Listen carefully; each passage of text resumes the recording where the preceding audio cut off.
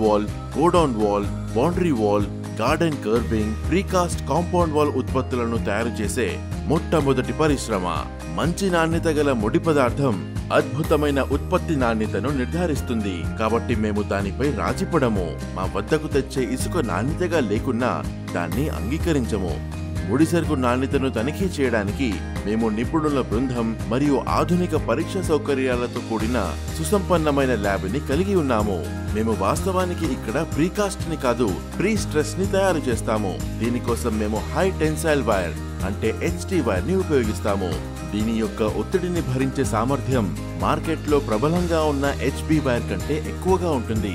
ఈ విధంగా మేము మా ఉత్పత్తిని మాత్రమే కాకుండా నమ్మకాన్ని కూడా బలోపేతం చేస్తాము. తిరుపతి ప్రీ స్ట్రెస్ సాధారణ ఇటుక మోటార్ గోడ కంటే మెరుగైన ఎంపిక. దీని బలం సాధారణ గోడ కంటే ఎక్కువ. దీని నిర్మాణానికి చాలా తక్కువ సమయం మరియు డబ్బు పడుతుంది. దీని సరిహద్దు గోడ కూడా మన్నికైనది. నిర్మాణ నాణ్యతను నిర్ధారించడంతో పాటు సమాజం పట్ల మా విధులను కూడా నిర్వహిస్తున్నాము. మా పరిశ్రమలో పనిచేసే కార్మికులు తెలంగాణకు చెందినవారు. వారిలో ఎక్కువ మంది పరిశ్రమ పరిసర గ్రామాల నివాసితులు. మేము వ్యాపారం చేసే చోట ప్రయోజనం చేకూర్చాలని లక్ష్యంగా పెట్టుకున్నాము. ప్రీకాస్టుల తయారీ నుండి రవాణా మరియు సంస్థాపన వరకు మేము వందలాది మందికి ఉపాధి కల్పించాము. తిరుపతి ప్రీకాస్ట్, ట్రస్ట్, లెగసీ ఎప్పటికీ.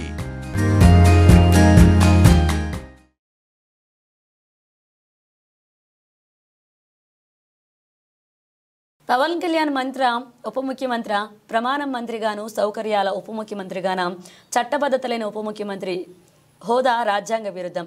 అందరం మంత్రులమే, పవన్ కళ్యాణ్ ఒక్కరే ఉప ముఖ్యమంత్రి ఎలా అంటూ తోటి మంత్రులు గుసగుసలాడుతున్నారని పవన్ కళ్యాణ్ ఉప ముఖ్యమంత్రి పదవిపై గవర్నర్ వివరణ ఇవ్వాలని రాష్ట్రీయ ప్రజా కాంగ్రెస్ ప్రధాన కార్యాలయంలో జరిగిన పార్టీ వారాంతపు సమావేశంలో ఆర్పీసీ వ్యవస్థాపక అధ్యక్షులు మేడ శ్రీనివాస్ ప్రశ్నించారు. ప్రజా కాంగ్రెస్ వారాంతపు సమావేశానికి ఇచ్చేసినటువంటి పార్టీ సెక్యులర్స్ అందరికీ నా ప్రత్యేక ధన్యవాదాలు. ఈరోజు ఆంధ్రప్రదేశ్లో రాజకీయ పాలన సాగిస్తున్నందుకు ఒక విధంగా బాధపడాలో సంతోషించాలో అర్థం కానటువంటి పరిస్థితుల్లో ఉన్నాం. ఇక్కడ ఆంధ్రప్రదేశ్లో ఏ విధమైనటువంటి అభివృద్ధి కార్యకలాపాలు లేకపోగా ప్రజాస్వామ్యాన్ని పూర్తిగా తొంగలో తొక్కుతున్నారు. ఉదాహరణకి ఆంధ్రప్రదేశ్కి ఉప ముఖ్యమంత్రి హోదాలో పవన్ కళ్యాణ్ గారు తిరుగుతున్నారు. అంటే ఇప్పుడు ఈ జనరేషను ఏమని అర్థం చేసుకోవాలి? చట్టాలను గౌరవించాలా, అసలు ప్రజాస్వామ్యం ఉందా అనే అనుమానాలు కమింగ్ జనరేషన్కి, ఇప్పుడున్నటువంటి ఈ తరానికి, చదువుకున్నటువంటి పిల్లలకి అనేక అనుమానాలు వస్తున్నాయి. ఉప ముఖ్యమంత్రి పదవి కాన్స్టిట్యూషనల్ పోస్ట్ కాదు. ఒకవేళ కాన్స్టిట్యూషనల్ పోస్టే అనుకుందాం, అసెంబ్లీలో తీర్మానం చేశారా? లేదు, పవన్ కళ్యాణ్ గారిని అందరి మంత్రులతోనే సమానంగా ఒక మంత్రి స్థానంలోనే మంత్రిగానే ప్రమాణ స్వీకారం చేశారు. అతను ఉప ముఖ్యమంత్రిగా ఈ రాష్ట్రానికి పరిచయం చేస్తున్నారు. అంటే ఎవరికి వాళ్ళు ఉప ముఖ్యమంత్రిగా చెప్పుకోవచ్చా? అది చట్టవిరుద్ధమా, చట్టబద్ధమా అనేది మొట్టమొదట కూటమి ప్రభుత్వం తెలియజేయాల్సినటువంటి అవసరం ఉంది. అదేవిధంగా ఉప ముఖ్యమంత్రి హోదాలో ఒక ప్రత్యేకమైనటువంటి ప్రోటోకాల్, ఇదంతా ప్రజాధనం, తోటి మంత్రులతో పాటు ఒక ఎడిషనల్గా ఒక ప్రోటోకాల్ ఏర్పాటు చేశారు. దానివల్ల అదనంగా ఈ రాష్ట్ర బడ్జెట్లో నుంచి కేటాయింపులు జరుగుతున్నాయి. అతను అసెంబ్లీలో కూడా ఈ రాష్ట్ర ప్రజలు చూస్తుండగా, తోటి మంత్రులు చూస్తుండగా, అది శాసనసభలో ఉప ముఖ్యమంత్రి హోదాలో మాట్లాడడం కూడా చట్టవిరుద్ధమే. ప్రజాస్వామ్యాన్ని మొట్టమొదటి మీరే గౌరవించకపోతే ఈ ఆంధ్రప్రదేశ్లో శాంతి భద్రతల సమస్యలో పరిస్థితి ఏంటి? ఈ ప్రజాస్వామ్యంలో చట్టాలు ఉన్నాయి అని చెప్పాల్సినటువంటి మీరే చట్ట వ్యతిరేకంగా మీరే ఒక పోస్ట్ క్రియేట్ చేసేసుకొని ఆ పోస్ట్ ప్రకారం మీరు ఒక రాజ్యాంగేతర శక్తులుగా మారిపోయి ఈ రాష్ట్రాన్ని శాసిస్తాం అని అంటే ఎంతవరకు సమంజసమని రాష్ట్రీయ ప్రజా కాంగ్రెస్ పార్టీ ఈరోజు సూటిగా ప్రశ్నిస్తుంది. చంద్రబాబు నాయుడు గారు దీని మీద వివరణ ఇవ్వాలి. అలాగే ఈ ఆంధ్రప్రదేశ్ గవర్నర్ గారు కూడా వివరణ ఇవ్వాల్సినటువంటి అవసరం ఉంది. ఎందుకంటే గవర్నర్ సమక్షంలో ఆ రోజు మంత్రివర్గ సమావేశంలో మంత్రిగా ప్రమాణ స్వీకారం చేసినటువంటి పవన్ కళ్యాణ్ గారు ఈరోజు ఉప ముఖ్యమంత్రి హోదాని ఏ విధంగా అనుభవిస్తున్నారు అనేది మొట్టమొదటి కూటమి ప్రభుత్వం వివరణ ఇవ్వాల్సినటువంటి అవసరం ఉంది. అదేవిధంగా ఈ కూటమి ప్రభుత్వంలో ఇలాంటి చట్ట వ్యతిరేక విధి విధానాలని చంద్రబాబు నాయుడు గారు ప్రోత్సహిస్తున్నారా అనే అనుమానాలు కూడా వస్తున్నాయి. ఎందుకంటే ఆయన చట్టాన్ని గౌరవిస్తానని పదే పదే చెప్తారు. అందుకని ఖచ్చితంగా దీని మీద వివరణ ఇవ్వాల్సినటువంటి అవసరం ఉంది. అదేవిధంగా ఈ రాష్ట్రంలో అనేక సమస్యలు ఉన్నాయి. ఆ సమస్యలన్నిటికీ కూడా కూటమి ప్రభుత్వం దృష్టి కేంద్రీకరించాలి.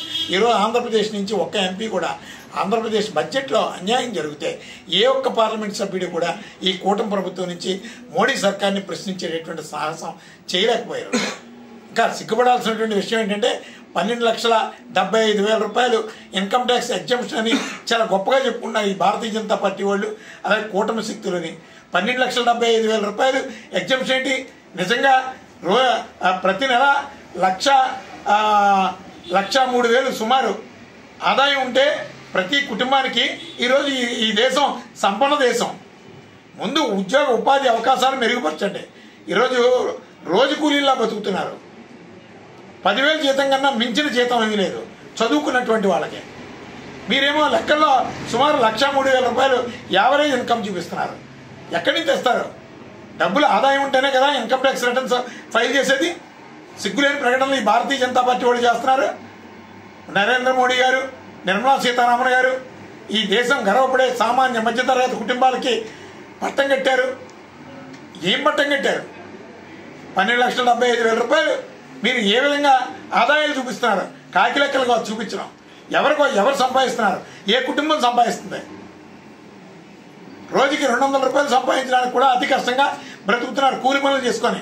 సగటు వ్యక్తి ఇక్కడ చదువుకున్న పిల్లలు కూడా రోజుకు 200-300 రూపాయలకి కూలి పనులకు వెళ్తున్నారు. ఇక్కడ ఏ ఉపాధి లేదు, ఏ అవకాశాలు లేవు. మీరు కాకి లెక్కలతో మాత్రం దేశ ప్రజలను మోసం చేసేటువంటి ప్రయత్నాలు చేయొద్దని, అలాగే ఇక్కడ ఉన్నటువంటి కూటమి నుంచి ఉన్నటువంటి ఎంపీలు ఈ విషయం మీద గట్టిగా మోడీ సర్కార్ని ప్రశ్నించాలి. అదేవిధంగా అనేక సార్లు పవన్ కళ్యాణ్ గారు కారం పూయాలి, ఆంధ్ర ఎంపీలకు పౌరుషం లేదన్నారు. ఇప్పుడు కారం ఎవరు పూసుకోవాలి?